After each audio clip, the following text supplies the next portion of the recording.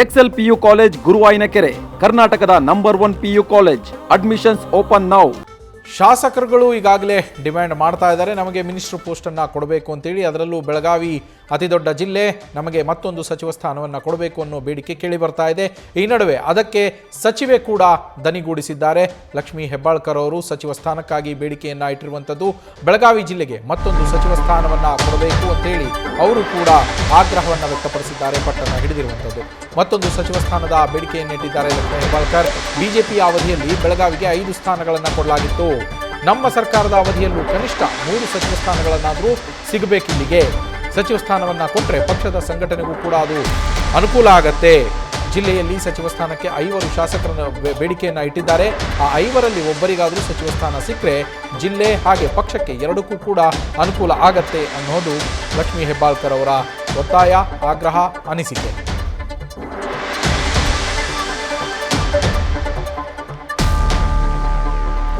ಬೆಳಗಾವಿ ಜಿಲ್ಲೆಗೆ ಮತ್ತೊಂದು ಸಚಿವ ಸ್ಥಾನವನ್ನು ಕೊಡಿ ಎನ್ನುವ ಬೇಡಿಕೆಯನ್ನು ಈಗಾಗಲೇ ಬೆಳಗಾವಿ ಜಿಲ್ಲೆಯ ಶಾಸಕರು ಇಟ್ಟಿದ್ದಾರೆ. ಅವರ ಬೆನ್ನಲ್ಲೇ ಇದೀಗ ಸಚಿವೆ ಲಕ್ಷ್ಮೀ ಹೆಬ್ಬಾಳ್ಕರ್ ಅವರು ಕೂಡ ಈ ವಿಚಾರಕ್ಕೆ ದನಿಗೂಡಿಸಿರುವಂಥದ್ದು. ಬೆಳಗಾವಿ ಜಿಲ್ಲೆಗೆ ಮತ್ತೊಂದು ಸಚಿವ ಸ್ಥಾನವನ್ನು ಕೊಟ್ಟರೆ ಅದು ಪಕ್ಷ ಸಂಘಟನೆಗೂ ಅನುಕೂಲವಾಗುತ್ತೆ, ಜಿಲ್ಲೆಯ ಅಭಿವೃದ್ಧಿಗೂ ಅನುಕೂಲವಾಗುತ್ತೆ. ಕರ್ನಾಟಕದಲ್ಲಿ ಅತಿ ದೊಡ್ಡ ಜಿಲ್ಲೆ ಅಂತ ಇದ್ದರೆ ಅದು ಬೆಳಗಾವಿ ಜಿಲ್ಲೆ.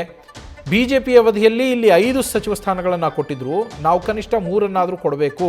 ಹಾಗಾಗಿ ಮತ್ತೊಂದು ಸಚಿವ ಸ್ಥಾನವನ್ನು ಕೊಡಿ, ನಾನು ಇಂಥವರಿಗೇ ಕೊಡಿ ಅಂತ ಹೇಳೋದಿಲ್ಲ. ಆದರೆ 5 ಶಾಸಕರು ಬೇಡಿಕೆಯನ್ನು ಇಟ್ಟಿದ್ದಾರೆ ಸಚಿವ ಸ್ಥಾನಕ್ಕಾಗಿ. ಆ 5ರಲ್ಲಿ ಯಾರಿಗಾದರೂ ಒಬ್ಬರಿಗೆ ಸಚಿವ ಸ್ಥಾನವನ್ನು ಕೊಡಿ, ಇದರಿಂದ ಪಕ್ಷಕ್ಕೆ ಹಾಗೆ ಜಿಲ್ಲೆಗೂ ಕೂಡ ಅನುಕೂಲ ಆಗತ್ತೆ ಅನ್ನೋದು ಲಕ್ಷ್ಮೀ ಹೆಬ್ಬಾಳ್ಕರ್ ಅವರ ಬೇಡಿಕೆ, ಆಗ್ರಹ.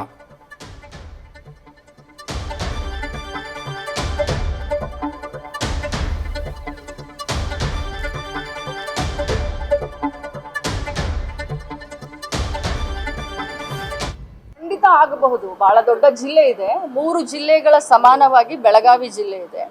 ಅದು ನಂಬರ್ನು ಆಗ್ಬೋದು. ಯಾಕಂದ್ರೆ ಬಿಜೆಪಿಯವರು ಇದ್ದಂತ ಸಂದರ್ಭದಲ್ಲಿ 5 ಜನ ಮಂತ್ರಿಗಳಿದ್ರು, 13 ಜನ ಕ್ಯಾಬಿನೆಟ್ ದರ್ಜೆಯ ಚೇರ್ಮನ್ಗಳಿದ್ರು ಬಿಜೆಪಿ ಸರ್ಕಾರನಲ್ಲಿ.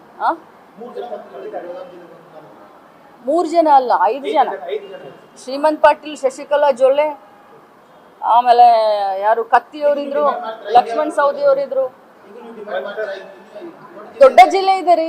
ನಮ್ಮ ವಾದ ಅಂದ್ರೂ ಖಂಡಿತವಾಗ್ಲು ನಮ್ಮ ವಾದ ಅಂದ್ರೂ ಇದ್ದೇ ಇದೆ. 13 ಜನರನ್ನ ಕ್ಯಾಬಿನೆಟ್ ಚೇರ್ಮನ್ ಮಾಡಿದ್ರು, 5 ಜನರನ್ನ ಮಂತ್ರಿ ಮಾಡಿದ್ರು. ನಮ್ಮ ದೊಡ್ಡ ಜಿಲ್ಲೆ ಇದೆ, ನಮ್ಮ ವಾದ ಖಂಡಿತ ಇದ್ದೇ ಇದೆ. ಬೆಳಗಾವಿಗೆ ಎಷ್ಟು ಮಂತ್ರಿ ಸ್ಥಾನ ಜಾಸ್ತಿ ಸಿಗುತ್ತೋ, ಎಷ್ಟು ಚೇರ್ಮನ್ಶಿಪ್ ಸ್ಥಾನ ಜಾಸ್ತಿ ಸಿಗುತ್ತೋ, ನಮ್ಮ ಸಂಘಟನೆಗೂ ಒಳ್ಳೇದಾಗುತ್ತೆ, ನಮ್ಮ ಅಡ್ಮಿನಿಸ್ಟ್ರೇಷನ್ಗೂ ಒಳ್ಳೇದಾಗುತ್ತೆ. ನಮಗೆ ಜಾಸ್ತಿ ಕೊಡಿ ಅಂತ ಕೇಳ್ತೀವಿ. ಅವ್ರು 3 ಕೊಟ್ಟರು ಸಂತೋಷ, 2 ಕೊಟ್ಟರು ಸಂತೋಷ, 4 ಕೊಟ್ಟರು ಸಂತೋಷ. ನಮ್ಮ ಬೆಳಗಾವಿ ಪ್ರತಿನಿಧಿ ಶ್ರೀಕಾಂತ್ ಲೈವ್ನಲ್ಲಿ ಜಾಯಿನ್ ಆಗಿದ್ದಾರೆ. ಶ್ರೀಕಾಂತ್, ಲಕ್ಷ್ಮೀ ಹೆಬ್ಬಾಳ್ಕರ್ ಅವರು ಮತ್ತೊಂದು ಸಚಿವ ಸ್ಥಾನವನ್ನು ಬೆಳಗಾವಿ ಜಿಲ್ಲೆಗೆ ಕೊಡಬೇಕು ಅನ್ನೋ ಬೇಡಿಕೆಯನ್ನು ಇಟ್ಟಿರುವಂಥದ್ದು. ಬೆಳಗಾವಿ ಅತಿ ದೊಡ್ಡ ಜಿಲ್ಲೆ ಹೌದು, ಆದರೆ ಅವರ ಬೇಡಿಕೆ ಈಡೇರುವ ಸಾಧ್ಯತೆಗಳು ಎಷ್ಟಿದೆ ಕಾಂಗ್ರೆಸ್ ಸರ್ಕಾರದಲ್ಲಿ? ಸಹಜವಾಗಿ ನವೀನ್, ಯಾಕಂತಂದರೆ ಬೆಳಗಾವಿ ಜಿಲ್ಲೆ ರಾಜ್ಯದಲ್ಲಿ ಅತಿ ದೊಡ್ಡ ಜಿಲ್ಲೆ. ಇದರ ಜೊತೆಗೆ 18 ವಿಧಾನಸಭಾ ಕ್ಷೇತ್ರಗಳ ಪೈಕಿ 11 ವಿಧಾನಸಭಾ ಕ್ಷೇತ್ರಗಳಲ್ಲಿ ಕಾಂಗ್ರೆಸ್ ಶಾಸಕರು ಆಯ್ಕೆಯಾಗಿದ್ದಾರೆ. ಅದರಲ್ಲೂ ಸಹ ಏನಂತಂದರೆ 4ರಿಂದ 5 ಬಾರಿ ಆಯ್ಕೆಯಾದಂಥ ಲಕ್ಷ್ಮಣ್ ಸವದಿ ಇದ್ದಾರೆ, ಜೊತೆಗೆ ಏನಂತಂದರೆ ಅಶೋಕ್ ಪಟ್ಟಣ್ ಇದ್ದಾರೆ, ಮತ್ತೊಂದು ಮಹಾಂತೇಶ್ ಕೌಜಲ್ಗಿ ಇದ್ದಾರೆ, ಜೊತೆಗೆ ಬೇರೆ ಬೇರೆ ಏನು ಶಾಸಕರಿದ್ದಾರೆ ಅವ್ರಿಗೂ ಸಹ ಏನಂತಂದರೆ ಸಹಜವಾಗಿ ಇತ್ತೀಚೆಗೆ ದೆಹಲಿಗೆ ಭೇಟಿ ಮಾಡಿ ಅಲ್ಲಿರ್ತಕ್ಕಂಥ ಖರ್ಗೆ ಅವರನ್ನು ಭೇಟಿ ಮಾಡಿ, ಜೊತೆಗೆ ಸುರ್ಜಿವಾಲಾ ಅವರನ್ನು ಭೇಟಿ ಮಾಡಿ, ನಮಗೂ ಈ ಬಾರಿ ಏನು ಸಚಿವ ಸಂಪುಟ ವಿಸ್ತರಣೆ ಆಗುತ್ತೆ ಅಂಥ ಸಂದರ್ಭದಲ್ಲಿ ನಮಗೂ ಅವಕಾಶ ಮಾಡಿಕೊಡ್ಬೇಕು ಅಂತೇಳಿ ಮನವಿಯನ್ನು ಸಲ್ಲಿಸಿ ಬಂದಿರುವಂಥದ್ದು. ಅದೇ ವಿಚಾರವನ್ನು ಇವತ್ತು ಏನಂತಂದರೆ ಲಕ್ಷ್ಮೀ ಹೆಬ್ಬಾಳ್ಕರ್ ಪ್ರಸ್ತಾಪ ಮಾಡಿದ್ದಾರೆ. ಯಾಕಂತಂದರೆ ಪ್ರತಿ ಬಾರಿ ಏನು ರಾಜ್ಯದಲ್ಲಿ ಯಾವುದೇ ಸರ್ಕಾರ ಅಧಿಕಾರಕ್ಕೆ ಬಂದಂಥ ಸಂದರ್ಭದಲ್ಲಿ ಬೆಳಗಾವಿ ಜಿಲ್ಲೆಗೆ 4ರಿಂದ 5 ಸ್ಥಾನಗಳನ್ನು ನೀಡ್ತಾ ಬಂದಿದ್ರು.